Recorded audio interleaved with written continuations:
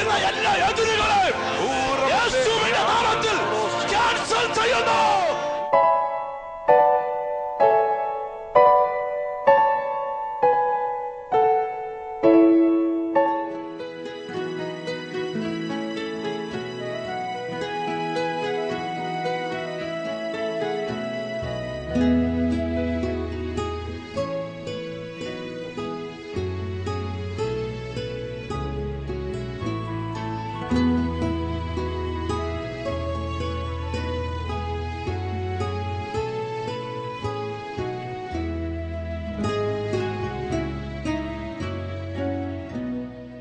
എല്ലാ മാന്യ പ്രേക്ഷകർക്കും വേഗം വരുന്നവനായ യേശു ക്രിസ്തുവിൻ്റെ ധന്യനാമത്തിൽ എൻ്റെ സ്നേഹവന്ദനത്തെ അറിയിക്കുന്നു.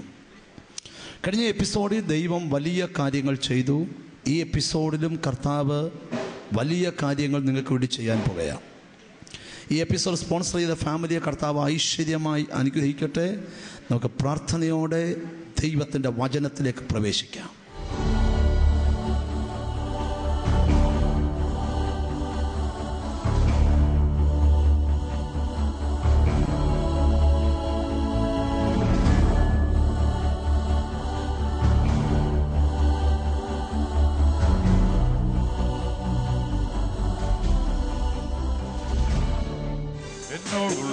സർവ നന്മകൾക്കായി ഞാൻ എന്തും ചെയ്യേണ്ടു നിനക്കേശു വരാ.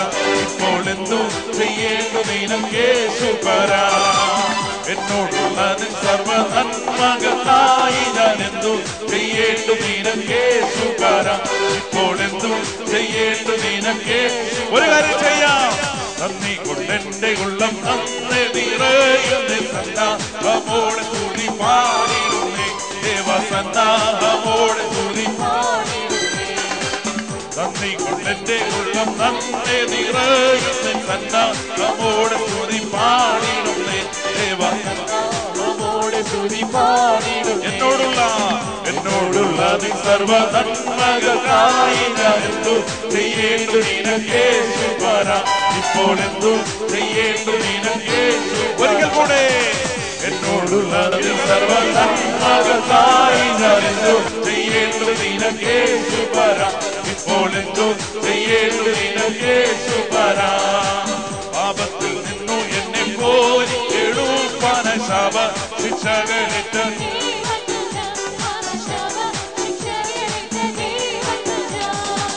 പാപത്തിൽ നിന്നു എന്നെ കോരി എടുപ്പാന ശാപ.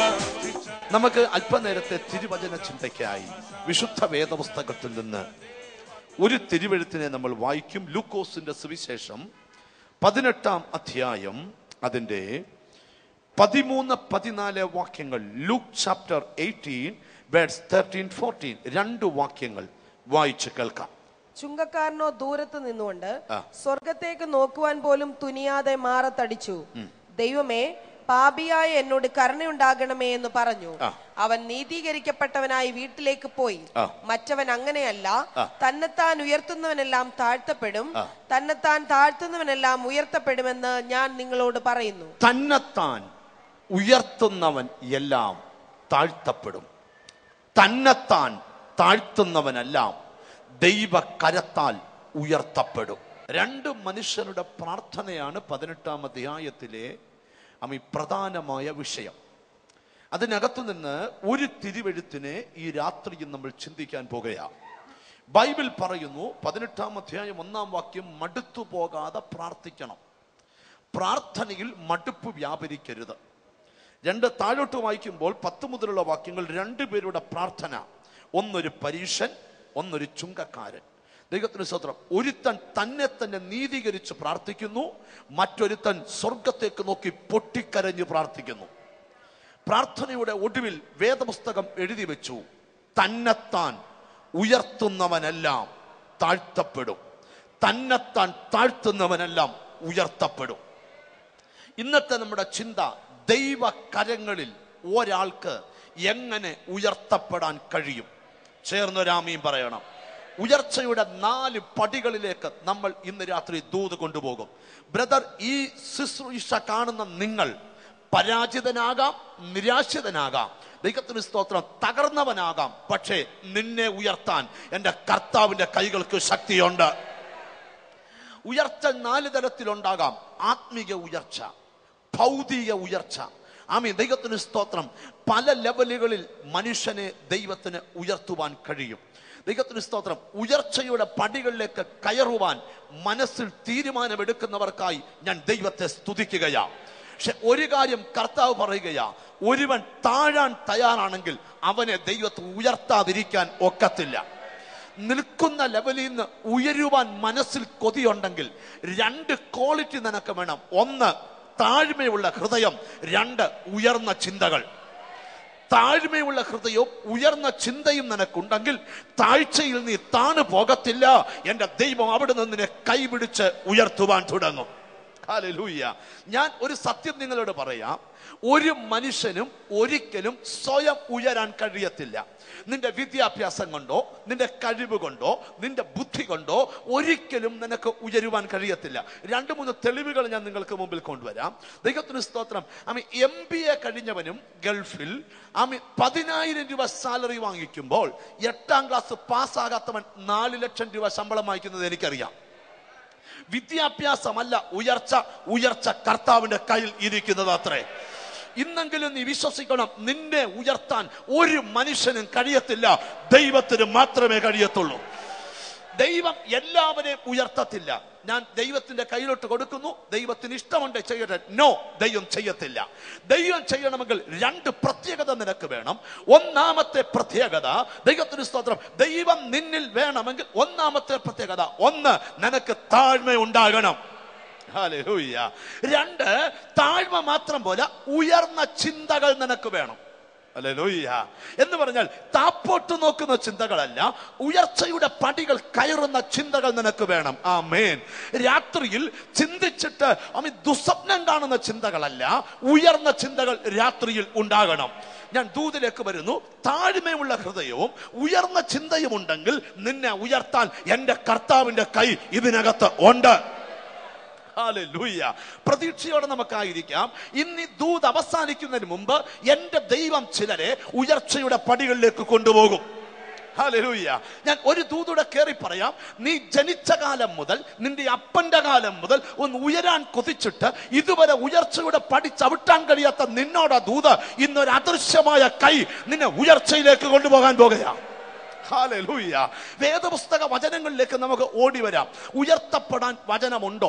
ഒരുവനെ ദൈവം ഉയർത്തിയിട്ടുണ്ടോ? ഒരുവന് ദൈവം ഉയർച്ച കൊടുത്തിട്ടുണ്ടോ? ഈ ദൂത് വിവരിക്കുമ്പോൾ നിനക്കറിയാം ഉയർച്ചയുടെ പടിയിലേക്ക് ദൈവം നിന്നെ കൊണ്ടുപോകുകയാണ്. ഒരു ചോദ്യം, ഒന്നിന് വേണ്ട ഒന്നാമത്തെ ക്വാളിഫിക്കേഷൻ, നിങ്ങൾക്ക് താഴ്മയുള്ളവരായിരിക്കണം. ഒന്ന് കൈകൊടുത്ത് പറ, താഴ്മ ഉണ്ടാവണമെന്ന് പറ. ചിരിച്ചോണ്ടൊക്കെ പറ. ഹല്ലേലൂയ. ഒരു ചോദ്യം, താഴ്മയുള്ള വീട്ടിൽ വഴക്കുണ്ടാകുമോ? താഴ്മയുള്ള വീട്ടിൽ വഴക്കുണ്ടാകുമോ? ക്വസ്റ്റ്യൻ. ഉണ്ടാവുമോ? ഇല്ല. അപ്പൊ വഴക്ക് വീട്ടിൽ ഉണ്ടാകുന്നെങ്കിൽ അതിന്റെ അർത്ഥം എന്നാ? ഒരു വാക്ക് പറയുമ്പോൾ 7 വാക്ക് പറയുന്നത് താഴ്മയുടെ ലക്ഷണമല്ല. 7 വാക്ക് പറഞ്ഞാലും കേൾക്കാതെ പോകുന്നത് താഴ്മയുടെ ലക്ഷണമാണ്. ഒരാമീൻ പറയണം.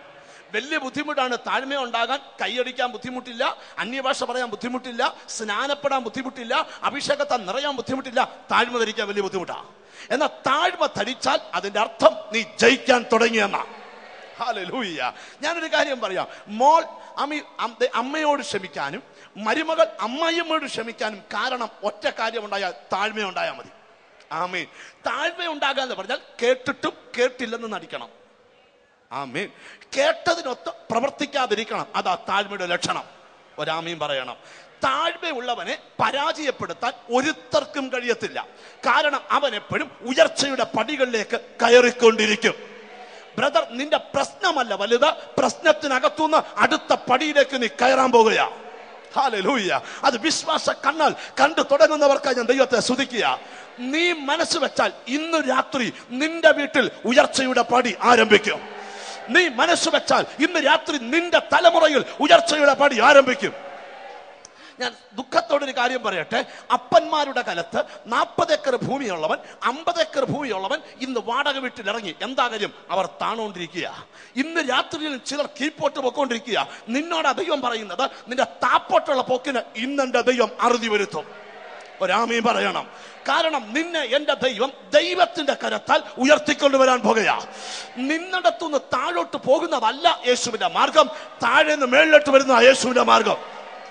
ഹല്ലേലൂയ. ബൈബിൾ പറയാ, അതുകൊണ്ട് യേശു ക്രിസ്തുവിനെ കുറിച്ച് പറയുമ്പോൾ ദൈവം അവനെ ഏറ്റവും അധികം താഴ്ത്തി, അതുകൊണ്ട് ദൈവം അവനെ ഏറ്റവും അധികം ഉയർത്തി. സകല നാമത്തിലും മേലായ നാമം അവന്റെ മേൽ നൽകി. നമുക്ക് കിട്ടിയ നാമം താഴ്ത്തുന്ന നാമമല്ല, താഴ്ചയെന്ന് ഉയർത്തുന്ന നാമമാണ്. ഹല്ലേലൂയ.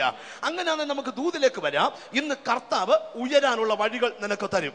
ഒന്നാമത് വേണ്ടത് ബന്ധനങ്ങളെ പറ്റിയും പരാജയത്തെ പറ്റിയും ബിസിനസിനെ പറ്റിയും തകർച്ചയെ പറ്റിയും ചിന്തിക്കരുത്. ഒരാമീൻ പറഞ്ഞാട്ടെ.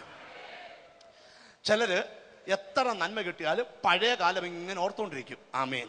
അയ്യോ, പണ്ട് എനിക്കുണ്ടായ അനർത്ഥം, പണ്ട് എനിക്കുണ്ടായ അപകടം, പണ്ട് എന്നെക്കുറിച്ച് ഒരാൾ അപവാദം പറഞ്ഞു, 6 വർഷം മുമ്പ് എന്നെക്കുറിച്ച് ആരാണ്ട് ഞൊണ പറഞ്ഞു. ആമേൻ. ഇത് ഓർത്തോണ്ടിരിക്കരുത്. പ്രശ്നേഹിത, എല്ലാം മറക്കണം. ഇന്ന് മനസ്സിൽ നിന്ന് മൊത്തം ഡിലീറ്റ് ചെയ്ത് കളഞ്ഞിട്ട് ഇവിടുന്ന് പോകാവൂ. നിന്റെ മനസ്സ് ശരിക്കും എംപ്റ്റി ആക്കണം. എന്നിട്ട് പറയണം, ഇനി മുതൽ ഞാൻ താഴ്ച ചിന്തിക്കുവല്ല, ഉയർച്ച ചിന്തിക്കാൻ പോവാ. ഹല്ലേലൂയ. ആവർത്തന പുസ്തകത്തിൽ അനുഗ്രഹം കൊടുക്കുമ്പോൾ പറയുന്നുണ്ട്, ദൈവത്തിന് സ്തോത്രം, അനുഗ്രഹം കൊടുക്കുമ്പോൾ പറയുന്ന 2 വാക്യങ്ങൾ. ദൈവത്തിന് സ്തോത്രം. ഡ്യൂട്രോണമി ചാപ്റ്റർ 28 വേഴ്സ് 13, 28-ാം അധ്യായം 13-ാമത്തെ വാക്യം.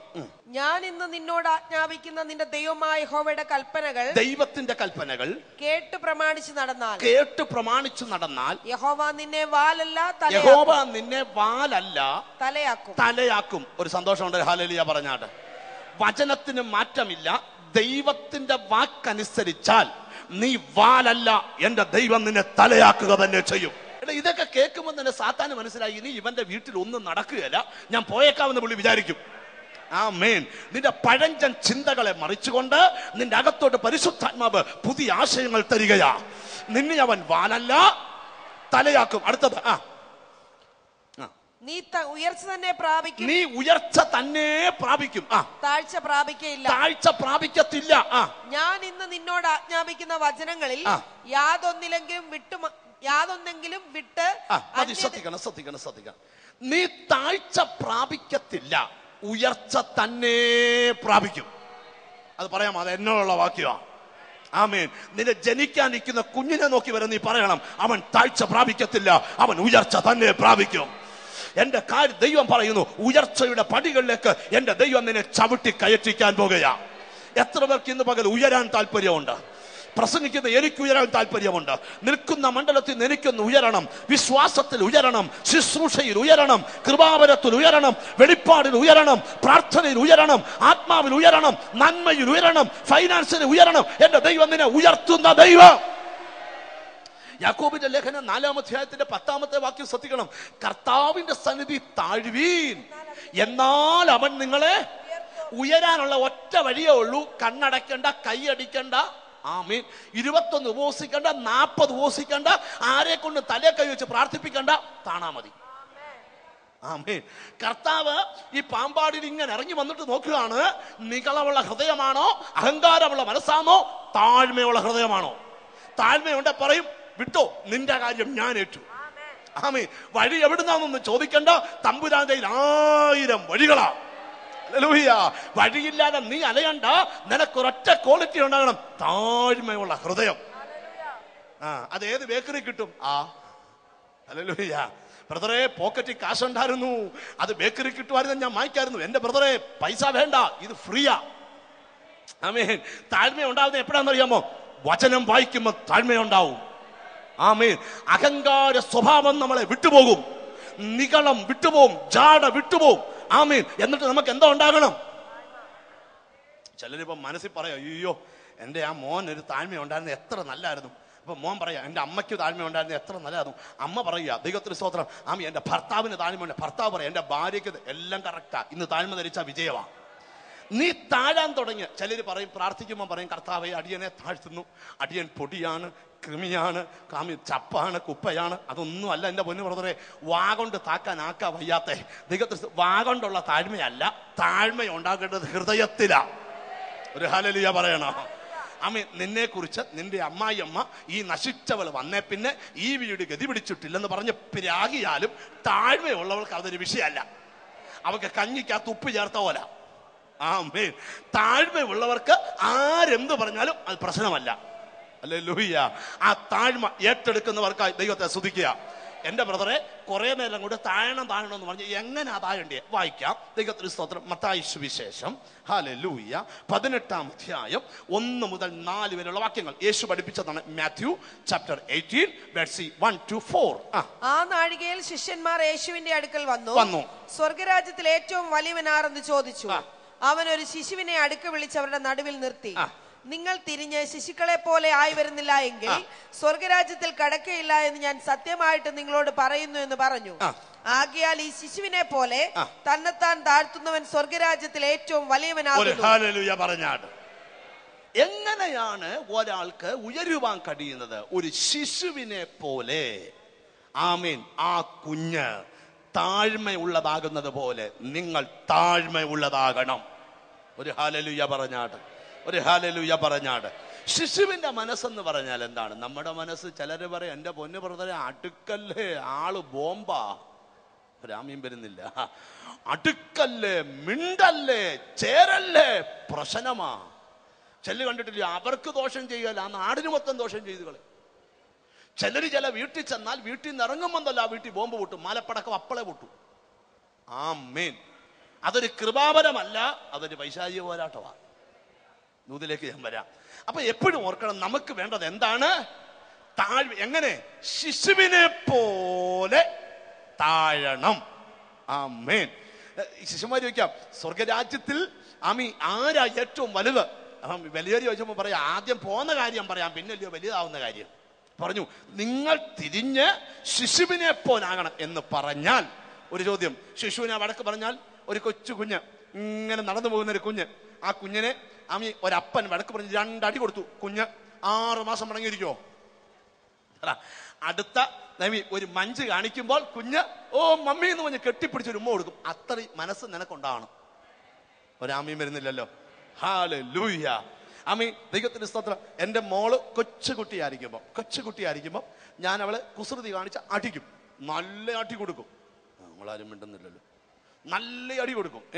അടി കൊടുത്ത് അവിടെ വരെ പോകുമ്പോൾ ഭയങ്കര മുഖമൊക്കെ ഉയർപ്പിച്ച് ഇങ്ങനെ മാറിയിരിക്കും. ഇവളെ കയ്യിലെടുക്കാൻ എനിക്കറിയാം, ഒരു 5 സ്റ്റാർ ഉണ്ടെങ്കിൽ ഇവളിപ്പൊ തിരിച്ചു വരും. ഞാനൊരു 5 സ്റ്റാർ എടുത്താൽ അവിടെ ഇങ്ങനെ ആദ്യം നോക്കത്തില്ല, പിന്നെ ശരിക്കും പിന്നെ ഒറ്റ വരെ ഒരൊറ്റ ഉമ്മയോ ഇവനെ കൊണ്ടുപോകും. എന്ന് പറഞ്ഞാൽ 3.5 മിനിറ്റ് അവന് വിടക്കുള്ളൂ. ഇങ്ങനെ ആയിരിക്കണം നിങ്ങൾ.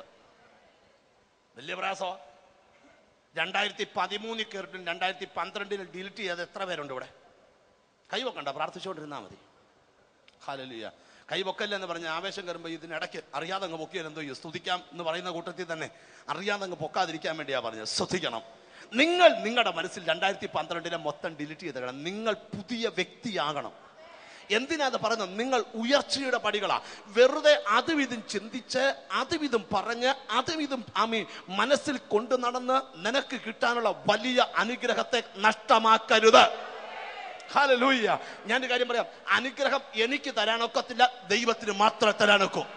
ഒരാമയും പറയണം. അതെനിക്ക് തരാനൊക്കുമെങ്കിൽ ഞാൻ പാമ്പാടി കൊടുക്കോ, എൻ്റെ അമ്മാച്ചന്മാർക്ക് കൊടുത്തല്ല വരത്തുള്ളൂ ആദ്യം. ഒരു ഹല്ലേലൂയ പറഞ്ഞാട്ട്. ഇത് ഒരാടെ കയ്യിലിരിക്കുന്ന സാധനമല്ല. താഴ്മ ഉള്ളവനെ ഉയർത്താൻ കർത്താവിന്റെ കയ്യിൽ പദ്ധതി ഉണ്ട്. ഹല്ലേലൂയ. ഇനി ഉയരാൻ പോവുക, ഉയർച്ചയുടെ പടിയിലേക്ക് കയറാൻ പോവുക. അതിന് മുമ്പ് കർത്താവിന് സ്തോത്രം, നമ്മൾ കർത്താവിനെ ഒന്ന് ബഹുമാനിക്കാൻ പോവുക.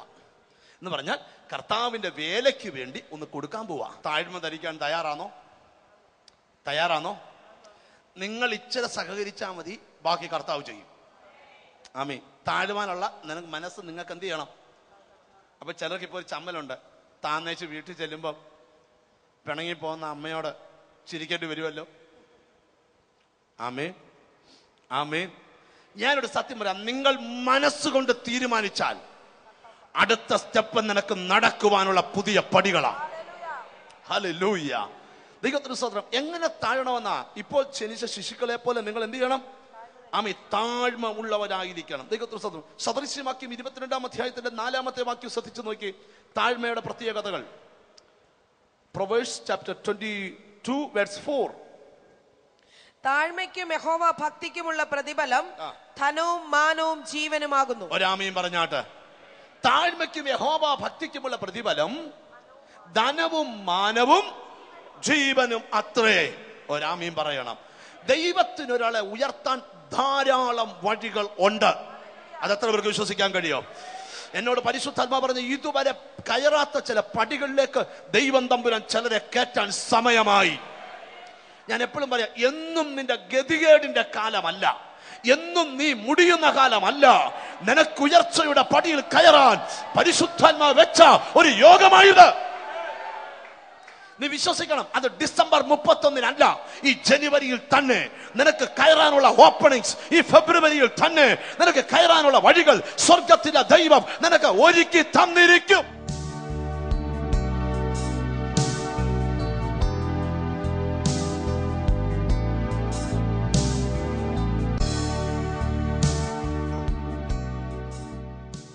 മോളെ എന്നെ നോക്കിയേ, എന്താ പേര്? സിസി. സിസിക്ക് ചെവിക്ക് എത്ര നാളുകൊണ്ട് പ്രശ്നം തുടങ്ങിയിട്ട്? 10 വർഷമായോ? ഇവിടെ പ്രശ്നം 2 ചെവിയുടെ കേൾവി കൂടെ കൂടെ നഷ്ടപ്പെട്ടുകൊണ്ടിരിക്കും. ഇവിടെ വന്നപ്പോൾ അവളെ വിളിച്ചതാ പല പ്രാവശ്യം, പക്ഷെ അവൾക്ക് വരാൻ പറ്റുന്നില്ല. അവിടെ 2 ചെവി അടഞ്ഞിരിക്കുക.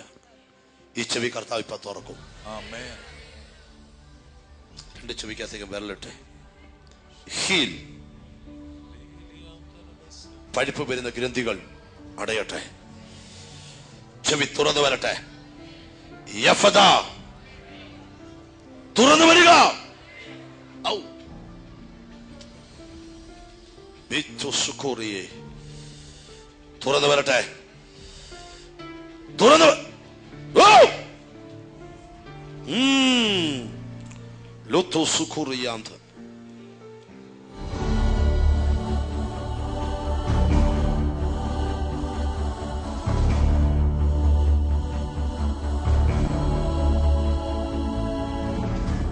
ശ്രദ്ധിച്ചേ,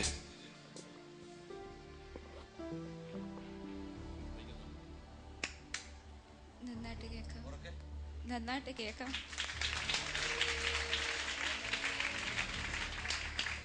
ശരിക്കും കേൾക്കാം.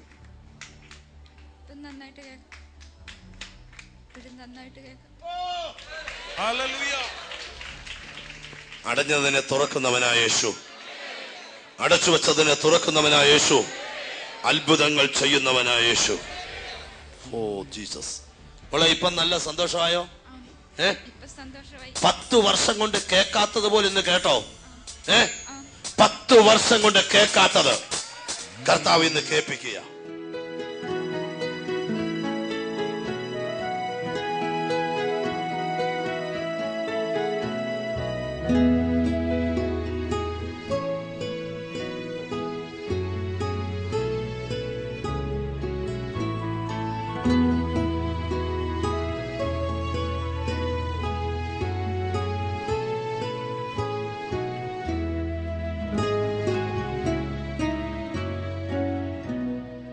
ഞങ്ങൾ ശുശ്രൂഷിച്ച ശുശ്രൂഷ നിങ്ങൾക്ക് അനുഗ്രഹമായി എന്ന് വിശ്വസിക്കട്ടെ. നിങ്ങൾക്കൊരു പ്രാർത്ഥന ആവശ്യമെങ്കിൽ ഞങ്ങൾ നിങ്ങൾക്ക് വേണ്ടി പ്രാർത്ഥിക്കാൻ പോകുകയാണ്. Love you father. ഞങ്ങളെ സ്നേഹിക്കുന്ന സ്വർഗസ്ഥ പിതാവേ, എന്നോട് ചേർന്ന് പ്രാർത്ഥിക്കുന്ന ജനലക്ഷങ്ങൾക്ക് വേണ്ടി പ്രാർത്ഥിക്കുന്നു. യേശുവിൻ്റെ കൈ അവരെ സ്പർശിക്കുവാൻ പ്രാർത്ഥിക്കുന്നു. ദൈവത്തിൻ്റെ കൈ അവരുടെ മേൽ ഇറങ്ങുവാൻ പ്രാർത്ഥിക്കുന്നു. എല്ലാ തടസ്സങ്ങളെയും എടുത്തു മാറ്റുന്ന കർത്താവ് ഇറങ്ങി അത്ഭുതം ചെയ്യാൻ പ്രാർത്ഥിക്കുന്നു. യേശുവിൻ്റെ നാമത്തിൽ തടസ്സങ്ങളുടെ മേൽ ഞങ്ങൾ ജയം പ്രഖ്യാപിക്കുന്ന കർത്താവിൻ്റെ കൈ അവരെ സ്പർശിക്കണം. രോഗത്തെ സൗഖ്യമാക്കണം. ശാപങ്ങളെ എടുത്തു കളയണം. ഇപ്പോൾ തന്നെ ദൈവം സ്പർശിച്ചു തുടങ്ങിക്കൊണ്ട് സ്തോത്രം. യേശു ക്രിസ്തുവിൻ നാമത്തിൽ തന്നെ ആമേൻ. ഞങ്ങളെ നേരിട്ട് കണ്ട് നിങ്ങൾക്ക് പ്രാർത്ഥിക്കണമെങ്കിൽ എല്ലാ ബുധനും എല്ലാ ഞായറും കോട്ടയം കോടിമാതായിക്ക് അടുത്തുള്ള ലയൺസ് ക്ലബ് ഓഡിറ്റോറിയത്തിൽ വരിക. നമുക്ക് ഒന്നിച്ച് കണ്ട് ദൈവത്തെ ആരാധിക്കാം. നാളെ ഇതേ സമയം വീണ്ടും ഒന്നിച്ച് കാണാം. God bless you.